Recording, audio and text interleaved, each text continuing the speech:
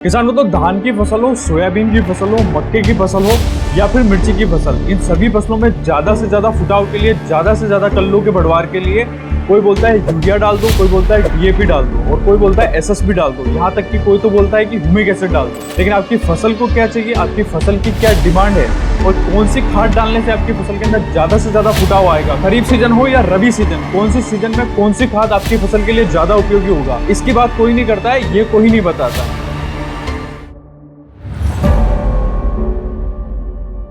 नमस्कार किसान मित्रों, कात्यायनी ऑर्गेनिक्स के यूट्यूब चैनल में आपका स्वागत है। आज के वीडियो में हम बात करने वाले हैं खरीफ सीजन के अंदर आपने कोई सी भी फसल लगा रखी हो, उसके अंदर ज्यादा से ज्यादा कल्ले बढ़ाने के लिए, ज्यादा से ज्यादा फुटाव लाने के लिए आपको कौन से खाद उपयोग में लाना चाहिए, कौन से पोषक तत्व आपको उपयोग में लेना चाहिए, इन सारी बातों की अपन इस वीडियो के अंदर चर्चा करेंगे। तो अभी तक आपने हमारे यूट्यूब चैनल को सब्सक्राइब नहीं करा तो नीचे दिए बटन पर जल्दी से क्लिक करके चैनल को सब्सक्राइब कर लीजिए और बिना किसी देरी के इस वीडियो को अपन शुरू करते हैं। किसान मित्रों, वीडियो को अपन शुरू करते हैं और बात करते हैं वीडियो के सबसे पहले विषय के बारे में, यानी कि ऐसे कौन से पोषक तत्व होते हैं जिनकी कमी अगर फसल को हो जाए तो फुटाव भी कम आएंगे, हरापन भी कम आएगा, साथ ही साथ में कल्ले भी कम बढ़ेंगे। तो जानेंगे अपन वीडियो में आगे। खरीफ सीजन में आपने कोई सी भी फसल लगा रखी है, चाहे वो मक्का हो, धान हो या फिर सोयाबीन की फसल हो, इन सभी फसलों के लिए सबसे जरूरी और सबसे पहला पोषक तत्व होता है नाइट्रोजन। नाइट्रोजन की कमी अगर पौधे के अंदर होती है तो ना पौधे के अंदर बढ़वार अच्छी हो पाती है, ना ही उसके अंदर फुटाव हो पाता है और साथ ही साथ में फसल के अंदर पीलापन भी देखने को मिलता है। नाइट्रोजन ही एक ऐसा पोषक तत्व होता है जो पौधे के ढांचे के निर्माण करने में सबसे सहायक होता है। मतलब कि जब पौधा शुरुआती अवस्था में रहता है तब उसके संपूर्ण विकास के लिए नाइट्रोजन ही एकमात्र ऐसा पोषक तत्व है जो उसकी बढ़वार लेके आएगा, उसके अंदर ज्यादा से ज्यादा फुटाव लेके आएगा। और नाइट्रोजन की कमी अगर आपको पहचाननी है तो आपको सीधा सा एक फार्मूला अपनाना है। अगर पौधे की निचली पत्तियां, जो निचली पुरानी पत्तियां हैं, उसके अंदर पीलापन आ रहा है तो समझ जाइए कि आपकी फसल के अंदर नाइट्रोजन की कमी है, आपको नाइट्रोजन उसे देना पड़ेगा। और उसके साथ ही साथ में अगर आपकी फसल के अंदर फुटाव भी कम हो रहा है तो ये भी नाइट्रोजन की कमी के लक्षण है।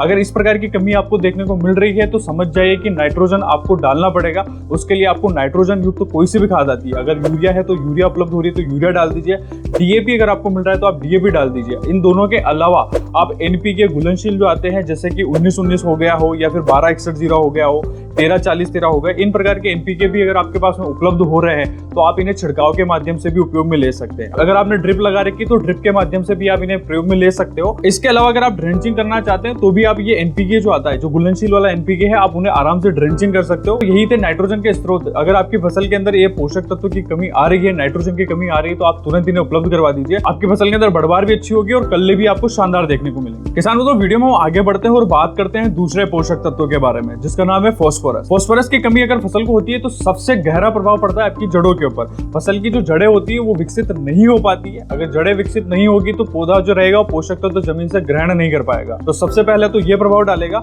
उसके अलावा फास्फोरस क्या करता है, पौधे की चौड़ाई को बढ़ाने में मदद करता है। मतलब कि शाखाएं जो रहती है वो ज्यादा से ज्यादा बढ़ाता है और पत्ती की जो चौड़ाई होती है वो ज्यादा से ज्यादा बढ़ाता है, जिससे क्या होता है ना, पौधा ज्यादा से ज्यादा क्लोरोफिल निर्माण कर पाता है और ज्यादा से ज्यादा उसके अंदर फोटोसिंथेसिस की प्रोसेस होती है, जिससे ज्यादा से ज्यादा ऊर्जा बनती है। और ऊर्जा ज्यादा बनेगी तो आपकी फसल के अंदर फूल भी ज्यादा आएंगे और फूल ज्यादा आएंगे तो उससे फलियां भी ज्यादा बनेगी और फलियां ज्यादा बनेगी तो इससे आपकी पैदावार जो है उसमें भी आपको बढ़ोतरी देखने को मिलेगी। और इसके अलावा फास्फोरस अगर आप देखोगे, अगर फास्फोरस जैसे ही आप फसल के अंदर डालते हो तो ये क्या करता है, थोड़ा धीरे धीरे फसल को उपलब्ध होता है। मतलब अगर आपने बेसल डोज में डाला है या फिर टॉप ड्रेसिंग में जब 1 महीने के आसपास फसल हो जाती है तब आप फास्फोरस डालते हो तो ये थोड़ा लेट उपलब्ध होता है, लगभग महीने भर का समय लेता है, तब तक फसल को उपलब्ध होता है। तो आपको क्या करना है, फास्फोरस हमेशा अगर आप जमीन से देना चाहते हैं तो आप बेसल डोज में ही डाल दीजिए, ताकि जब आपकी फसल जब 60-70 दिन के आसपास आए तब उसको फास्फोरस अच्छे से उपलब्ध हो जाए और फास्फोरस अपना काम भी करना शुरू कर दे। अगर आप चाहते हैं खड़ी फसल के अंदर तुरंत रिजल्ट दिखे फास्फोरस का तो आप एनपीके जो घुलनशील आता है जैसे कि 12-61-0 आ गया हो या फिर 13-40-13 आ गया हो या फिर 0-52-34 आ गया है, ये एनपीके जो होते हैं आप इनको छिड़काव के माध्यम से भी दे सकते हो।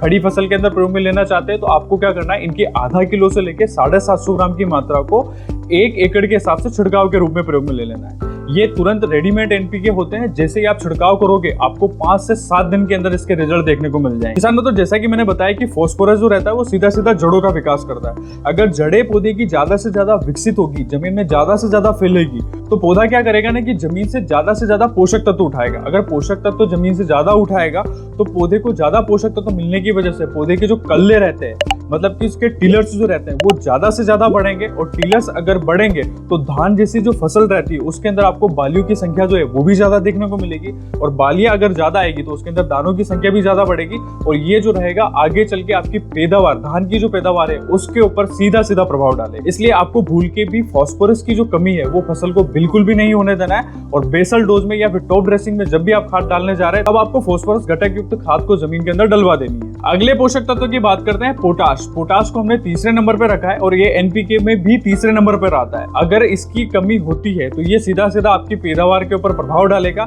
यही एकमात्र ऐसा पोषक तत्व है जो फसल के अंदर दाने जो रहते हैं, मतलब पैदावार जो रहती है उसको बढ़ाने में मदद करता है। दाने का वजन बढ़ाता है, दाने की चमक बढ़ाता है, जिससे मार्केट रेट जो रहती है दाने की निर्धारित होती है। इसलिए अगर आप चाहते हैं कि आप पैदावार ज्यादा ले और उस पैदावार की रेट भी आपको ज्यादा मिले, तो उसके लिए आपको पोटाश युक्त खाद जमीन के अंदर देनी पड़ेगी, जिससे पोटाश पौधे को मिलेगा, जिससे उपज की जो गुणवत्ता रहती है उसके अंदर सुधार होता है। इसीलिए आपको पोटाश जो रहता है जिसमें एमओपी आता है। इसके अलावा रेडीमेड एनपीके की अगर मैं बात करूं तो 13-40-13 हो गया हो, 13-0-45 और उसके अलावा 00-50, ये तीनों एनपीके हैं जिसके अंदर आपको पोटाश की मात्रा मिल जाएगी। आप आराम से इन्हें छिड़काव के माध्यम से कोई सी भी फसल हो, भले आपने बागवानी फसल कर रखी हो, भले सब्जी वाली फसल हो, भले कोई सी भी फील्ड क्रॉप हो, सोयाबीन हो, कपास हो, गन्ना हो, मक्का हो, आप सभी के अंदर इन एनपीके को प्रयोग में ले सकते हो। और उपयोग की मात्रा आपको कितनी लेनी है?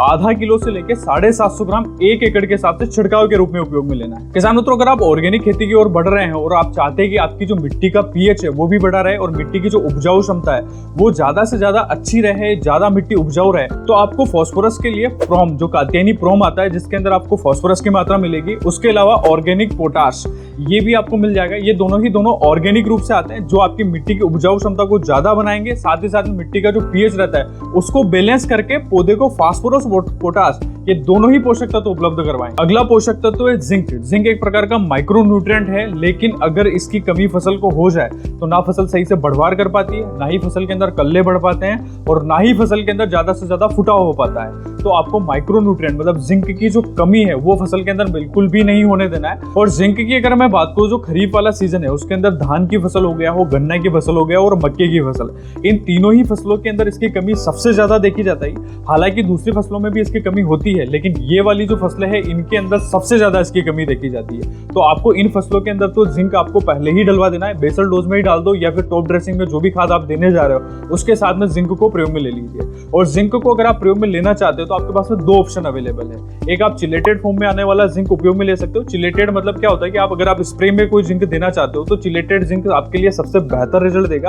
आपको इसकी क्या करना है, 1 ग्राम की मात्रा 1 लीटर पानी में घोलना है और डायरेक्ट छिड़काव के रूप में उपयोग में लेना है। और दूसरा आता है जिंक सल्फेट। जो जिंक सल्फेट मोनोहाइड्रेट 33% जो आता है, आप उसे छिड़काव से भी दे सकते हो, और अगर आप खाद के साथ में मिला के जमीन से देना चाहते हो तो जमीन से भी प्रयोग में ले सकते हैं। लेकिन ध्यान रखना है, आपको जिंक सल्फेट जो है वो डीएपी के साथ उपयोग में नहीं लेना है, क्योंकि अगर आप डीएपी के साथ में उपयोग लेते हो तो ये क्या होता है, जमीन में जाते से ही ठोस हो जाता है और पौधे को उपलब्ध नहीं हो पाता है। इसलिए आप जब भी ये जिंक सल्फेट डीएपी के साथ डालते हो तो उसके रिजल्ट देखने को नहीं मिलते हैं। और इसके उपयोग की मात्रा की अगर मैं बात करूं, आप इसको सिंगल उपयोग में लेना चाहते हो तो आपको 4 से लेकर 6 किलो प्रति एकड़ के हिसाब से उपयोग में लेना है। इन सारे पोषक तत्वों के अलावा जैविक रूप से काम करने वाला एक और बेहतरीन फर्टिलाइजर है जो आपको खरीफ वाली सीजन है उसके अंदर कोई सी भी फसल लगा रखी हो, आपको उसके अंदर उपयोग में लेना है। अगर आप चाहते हो कि फसल के अंदर ज्यादा से ज्यादा फुटाव हो, ज्यादा से ज्यादा कल्ले बढ़े, तो आपको activated humic plus fulvic acid ये प्रयोग में लेना है। इसको आप छिड़काव के रूप में भी दे सकते हो और साथ ही साथ में जमीन के माध्यम से देना चाहते हैं तो भी दे सकते हो, और अगर आप ड्रेंचिंग करना चाहते हो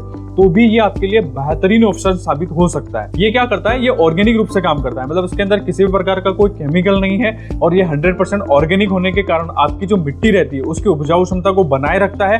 साथ ही साथ में फसल के अंदर किसी भी प्रकार का कोई अवशेष नहीं छोड़ता है, जिससे आपकी फसल की जो उपज है वो तो बढ़ेगी है, साथ ही साथ में उसकी गुणवत्ता है उसके अंदर भी सुधार देखने को मिलेगा। ये सबसे पहला और सबसे मेन काम जो करता है फसल के अंदर, ये फसल के अंदर हरापन लेके आएगा, साथ ही साथ में फसल का ज्यादा से ज्यादा फुटाव लेके आएगा, और सबसे मेन काम जो होता है फसल के अंदर ये करता है पौधे की जड़ों का विकास करता है। तो जड़ें जमीन के अंदर ज्यादा से ज्यादा फैलेगी तो ज्यादा से ज्यादा पोषक तत्व उठा पाएगी, और पोषक तत्व अगर पौधे में ज्यादा मिलेंगे तो पौधा ऑलरेडी बढ़वार करने लग जाएगा। इसलिए आपको activated humic plus fulvic acid की जो मात्रा रहती है, अगर आप जमीन से देना चाहते हैं तो आप 2 किलो प्रति एकड़ के हिसाब से उपयोग में लीजिए, और अगर आप छिड़काव के रूप में देना चाहते हैं तो 800 ग्राम की मात्रा इसके लिए पर्याप्त रहती है। अब एक्टिवेटेड ह्यूमिक एसिड के बाद में आता है भूमि राजा, जिसके अंदर आपको माइकोराइजा की मात्रा मिलेगी, और ये माइकोराइजा जो रहता है ये भी फसल की जड़ों का जो रहता है उसका विकास करता है। जड़ों का विकास करने के साथ ही साथ में कल्ले ज्यादा से ज्यादा बढ़ाता है, साथ ही साथ में ज्यादा से ज्यादा फुटाव लेके आता है। इसलिए अगर आप पौधे की जड़ों का विकास करना चाहते हैं और ज्यादा से ज्यादा कल्ले चाहते हैं तो आपके लिए भूमि राजा भी एक बेहतरीन ऑप्शन साबित हो सकता है। लेकिन अब आपका ये सवाल होगा कि आप ह्यूमिक एसिड प्रयोग में ले या फिर माइक्रोराइजा प्रयोग में ले, क्योंकि दोनों का काम जड़ों का विकास करने के लिए रहता है, ज्यादा से ज्यादा कल्ले बढ़ाने के लिए रहता है। इन दोनों ऑप्शन को अगर आपको चूज करना है, अगर आप चाहते हैं कि फसल के अंदर ज्यादा से ज्यादा जल्दी से जल्दी आपको बढ़वार मिले, जल्दी से जल्दी फसल के अंदर फुटाव हो,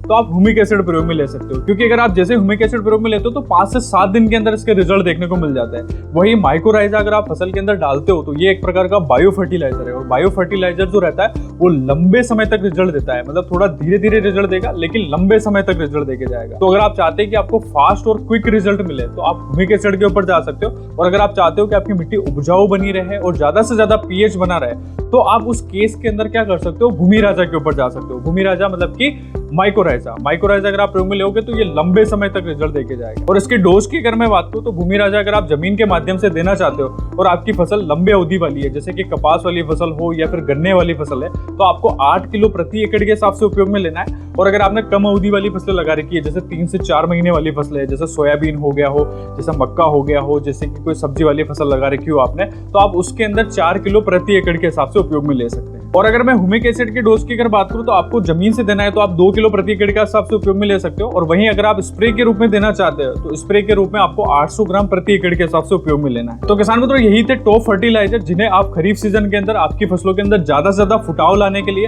ज्यादा से ज्यादा कल्ले बढ़ाने के लिए और साथ ही साथ में फसल की वानस्पतिक वृद्धि करने के लिए आराम से उपयोग के अंदर ले सकते हो। अगर इन्हें प्रयोग में लेते हो तो फसल ज्यादा से ज्यादा बढ़वार भी लेगी और फुटाव भी आपको शानदार देखने को मिले। वीडियो में दी गई जानकारी आपको अच्छी लगती है तो इस वीडियो को लाइक करें, चैनल को सब्सक्राइब करना ना भूलें। साथ ही साथ में अगर आपकी फसल के अंदर किसी भी प्रकार की कोई समस्या आ रही है तो इसके लिए आपको एक किसान सहायता फॉर्म मिल जाएगा। इसकी लिंक आपको डिस्क्रिप्शन में मिल जाएगी। उस फॉर्म के अंदर जाके बस आपको सीधा आपकी फसल का नाम और समस्या लिख देना है। हमारे कृषि विशेषज्ञ जल्द ही आपसे संपर्क करेंगे।